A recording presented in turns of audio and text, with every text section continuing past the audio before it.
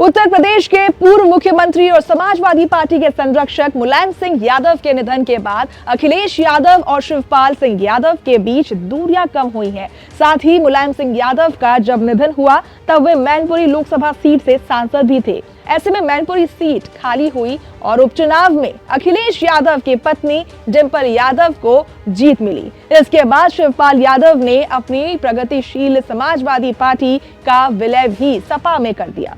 इस विलय के बाद 6.5 साल से परिवार में जो दूरियां बढ़ी थी वो और कम होने लगी। डिंपल यादव की जीत के बाद ही सपा अध्यक्ष अखिलेश यादव ने शिवपाल यादव की पार्टी का अपनी पार्टी में विलय करने की घोषणा की।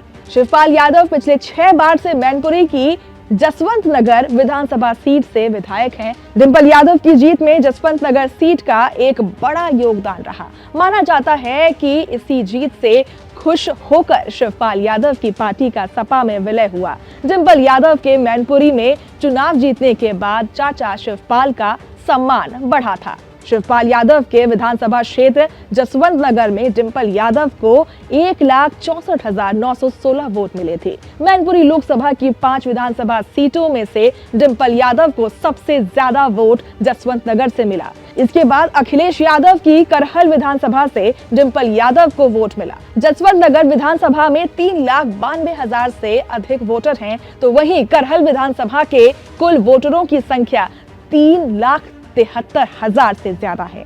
इन दोनों सीटों पर वोट के अंतर की बात करें तो डिंपल यादव को जसवंत नगर में रघुराज से 1,06,000 से अधिक वोट मिले थे, तो वहीं करहल में 7,05,000 से अधिक वोट प्राप्त हुए। यानी शिवपाल यादव की विधानसभा से डिंपल यादव को अधिक वोट मिले।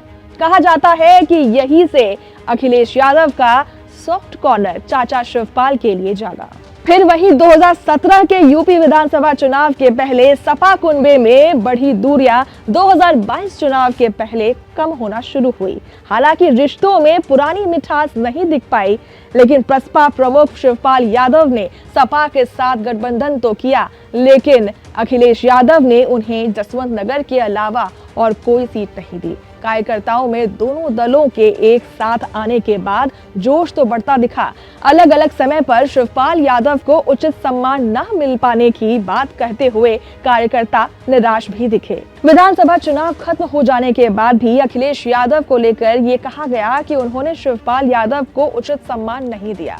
शिवपाल यादव अलग अलग समय पर इशारों में ये बात भी कह गए। इस बीच शिवपाल यादव ने मुख्यमंत्री योगी आदित्यनाथ से भी मुलाकात की थी। प्रसपा के सपा में विलय होने के बाद शिवपाल यादव को पार्टी में राष्ट्रीय महासचिव बनाया गया। इस पद पर शिवपाल यादव के अलावा आजम खान, स्वामी प्रसाद मौर्य, इंद्रजीत सरोज, रामअचल राजभर, अवधेश प्रसाद, इंद्रजीत वर्मा जैसे नेता शामिल हैं। सपा में विलय के दौरान शिवपाल यादव को कई महत्वपूर्ण पद देने की चर्चा चली, लेकिन महासचिव बनाने के अलावा कोई और दायित्व उन्हें नहीं मिला।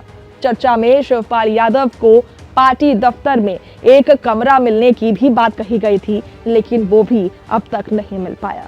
सपा में अपनी पार्टी का विलय करने के बाद शिवपाल यादव ने एक बार फिर से कैडर को मजबूत करने की कवायद शुरू कर दी।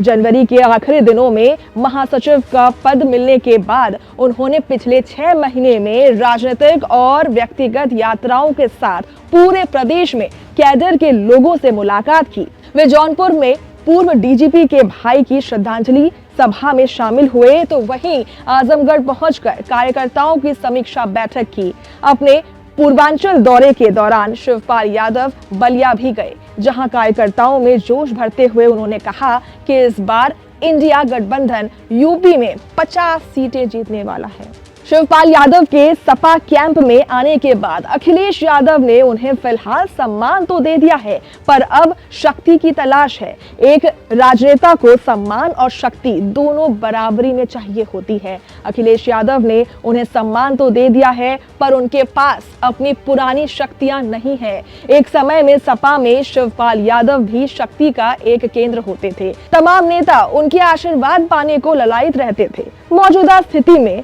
ये भी कहा जा रहा है कि शिवपाल यादव ठीक तरीके से अपने कार्यकर्ताओं को सपा के कैडर में एडजस्ट नहीं करा पा रहे हैं। यूपी नगर निकाय चुनाव से लेकर सपा की कार्यकारिणी की लिस्ट तक की अगर बात की जाए तो शिवपाल कुनबे से जुड़े लोगों में असंतुष्टि नजर आई है। निकाय चुनाव के दौरान किसी भी नगर निगम में शिवपाल यादव अपने प्रत्याशी नहीं लड़ा पाए। हालांकि नगर पंचायत और पालिकाओं में 1-2% उनकी बात रखी गई थी। हाल ही में जारी हुई प्रदेश कार्यकारिणी की लिस्ट में 171 लोगों में से सिर्फ 6 लोग ही शिवपाल गुट के रहे।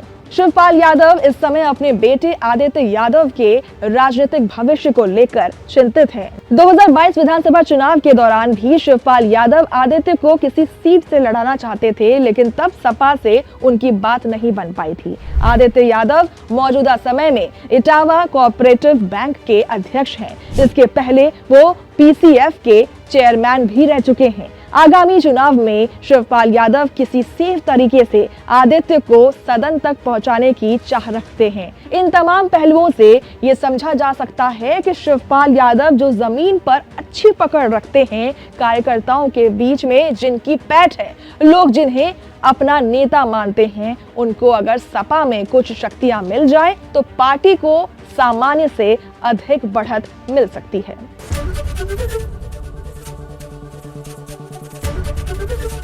एबीपी गंगा, खबर आपकी, जुबान आपकी।